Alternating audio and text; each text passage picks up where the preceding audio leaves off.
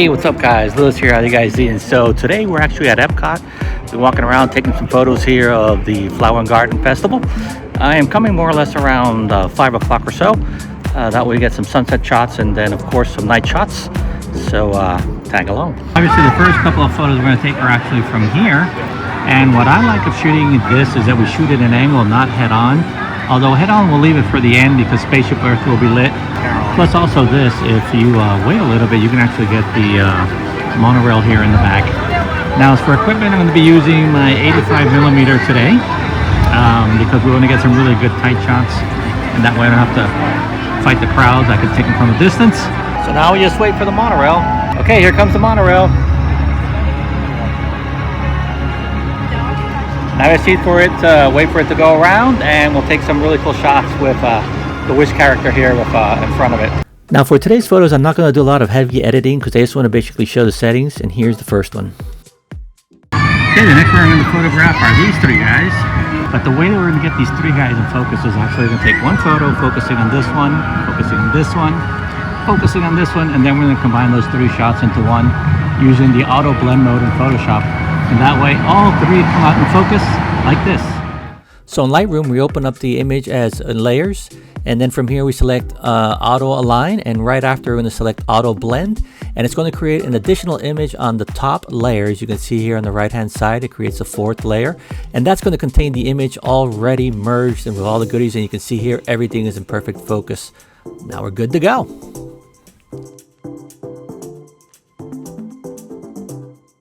It's so cool to look at and read some of these signs here. Everybody's always focuses on the big top areas, but some of the smaller stuff is always great to read and learn a little bit more. And always the smells are so good. Okay, we're coming up on where Figment is here, right in the center, which used to be the Fountain of Nations. Take a couple shots of them. Now again, we're going to shoot this with the 85. We'll get the really good close shots of the guy. Now, if you want to do a wide shot, what I do recommend, and I do it all the time, is that I actually do the line.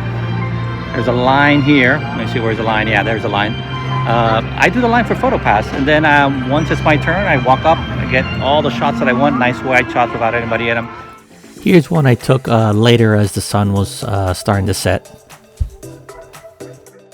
Okay, so we're going to do the same thing. We're actually focus on this. We're going to take a shot, then we're going to focus on the guy in the back, and then we're going to combine these shots. You get a shot like this. Notice how the sign and Figment are both in focus. Now one of the cool things of shooting the top areas before we actually get to the World Showcase is you got all these monorail beams, so you can get a bunch of really cool shots. So you gotta pick and choose because once sunset happens, it's pretty quick and there's a lot of good options. So you gotta see which ones you want and which ones you can grab before the sun goes down completely and you get that really cool sunset on them. Now once you're here, make sure you go into the butterfly landing. We're going to get some really good shots here. We can get a really good close-up of our 85. Let's go outside and get some photos of butterflies.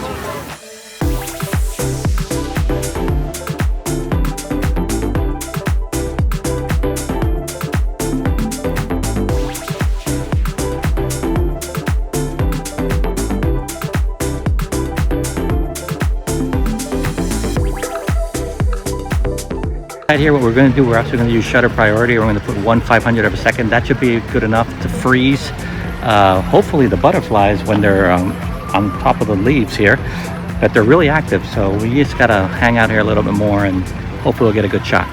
Okay, found one. Sarah, didn't we go to some DC? Remember that? Yeah. See if we can get a good shot of this guy. Now, if you have a zoom lens, like a 70-200 will probably be a little bit better, but this with the 85 doesn't look too bad. I did have to crop heavily into it. Okay, the next one we're going to take is actually this shot here, which is the one that has the monorail beam and the flower garden here and all this other fun stuff. So now we just have to wait. I mean, come on.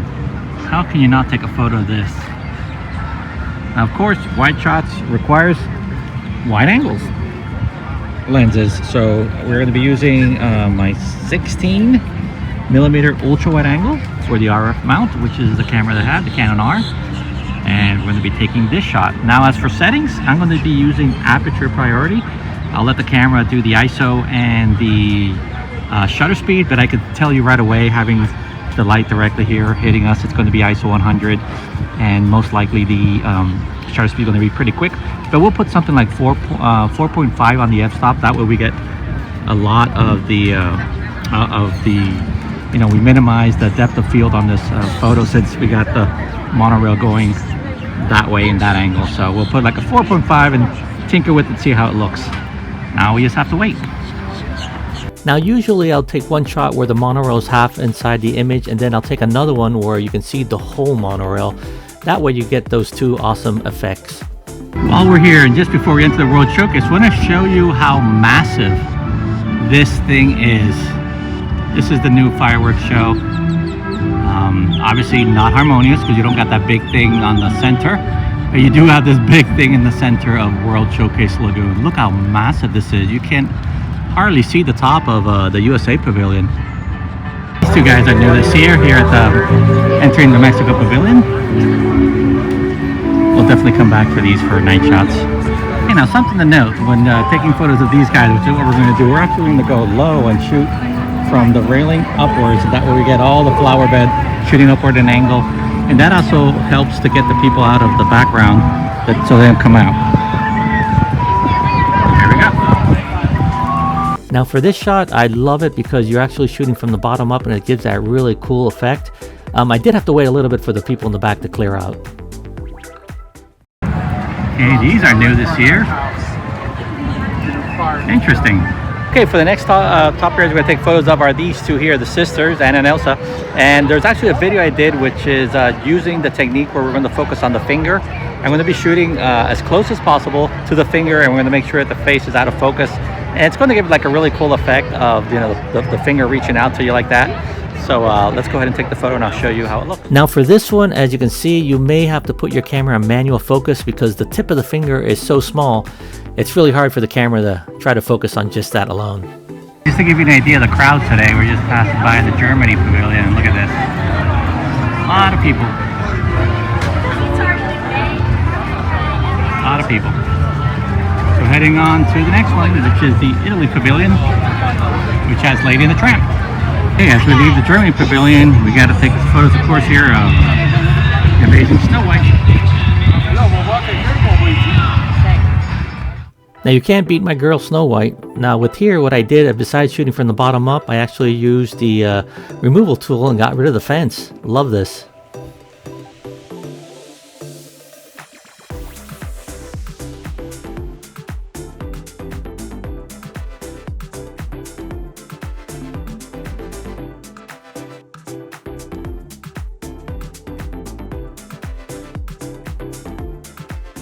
If you're wondering which side the sun sets at, is if you're walking towards France, coming in from the Mexico Pavilion, you can see the sun comes down from this side.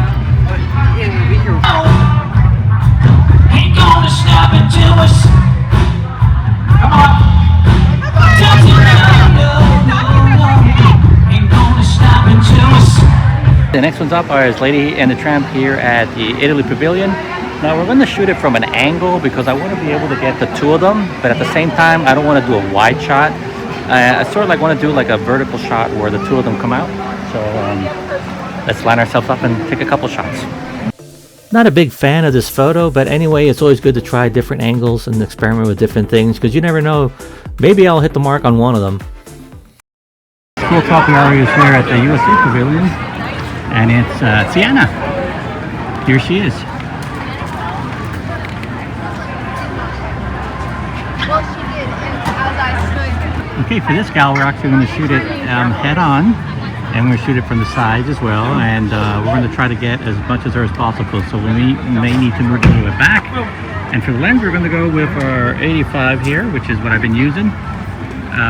Obviously, since as you can see it's starting to get darker, we're going to go full f1.8 on the f-stop. Now new this year is the backdrop that they did for Tiana, which they have this now very cool purple color, and you'll see it when we come back at night. Now once you reach the Japan Pavilion, we got this awesome dragon, and of course look at the sunset here. Now this shot head on is obviously really good, but it is also awesome. We come down here, shoot an angle like this.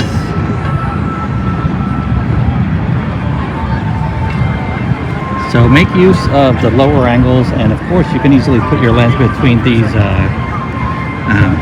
railings right here. So we're gonna head on now to France Pavilion and take photos of Beauty and the Beast, and then we'll wait till it gets dark and head back the same way to get all these awesome top areas at night. So yeah. Oh my goodness, my picture got a... Okay, the next one are these two guys, and what we're going to do, we're actually going to shoot with our ultra wide angle, but we're going to go down again from up here and shoot upwards in an angle. That way, hopefully, get rid of all these people in the background. Very cool. Now this shot, as cool as it is, I'm not too happy of it because you see there's a bunch of people in, so maybe I should have shot this one head on. Okay, when it comes to these two guys, we're going to change our lens. We're going to put the 35 on it because trying to shoot something wide here is almost impossible with all the people you see here around. So let's go ahead and do it. Now we're going to be shooting from the bottom here upwards in an angle like this. Because what I like is that you can see that this window is actually lit and it provides for a really cool effect when shooting downward in an angle like this. Let's go ahead and take it. Now I want you to notice on the window how it's lit. It adds such a cool vibe to this photo, and I did adjust the colors a little bit more on this one. Okay, now it's almost officially all dark here, and what we're going to do now, we're actually going to set our camera to do 3 shots in bracketing, and I'm going to put a video what bracketing is, but there's a whole video explaining that, but basically it's 3 shots, one underexposed, one regular exposed, one overexposed. So we're going to put our timer on the camera, and that will allow the camera to take the 3 shots one right after the other, at least in the Canon, that's the way it is. And that way we can later mix and match which one looks good. Sometimes you just have to use just one of them, but I like to take those 3 shots in case I need to bring out some of the highlights, because the issue with some of these top areas, as you can see, the light is shooting from the bottom, and sometimes you got all these shadows on the top and everything's really bright on the bottom. So shooting those 3 shots allows us to later mix and match and balance this stuff out so we can get a really good exposure of the top areas. So let's go ahead and take some shots here. Now here's a perfect example where we use bracketing. If you can see here Lumiere and the clock that he has on the top left, if we would have used just one photo, it probably would have been blown out. So I encourage you to please check out the video link that I posted before this that explains all about what is bracketing and how to use it. And here's how Tiana looks here at night. How awesome. Look at the purple in the back and the green. Look at that. Amazing.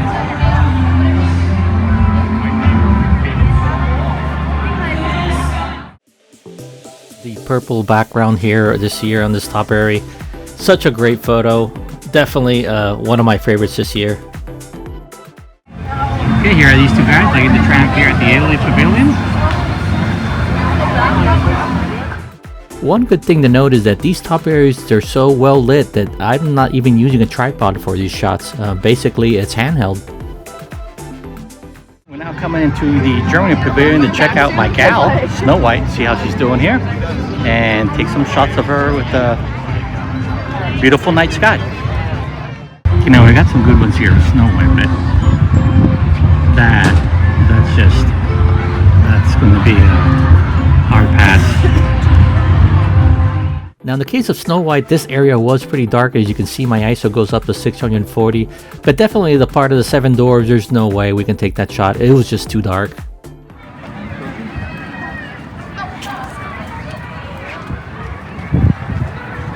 Very cool.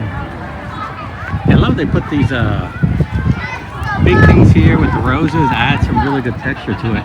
It's not all green like last year. Let me show you how last year looked. This looks awesome. Okay, here's how top areas from Munich look here at nighttime. Very cool.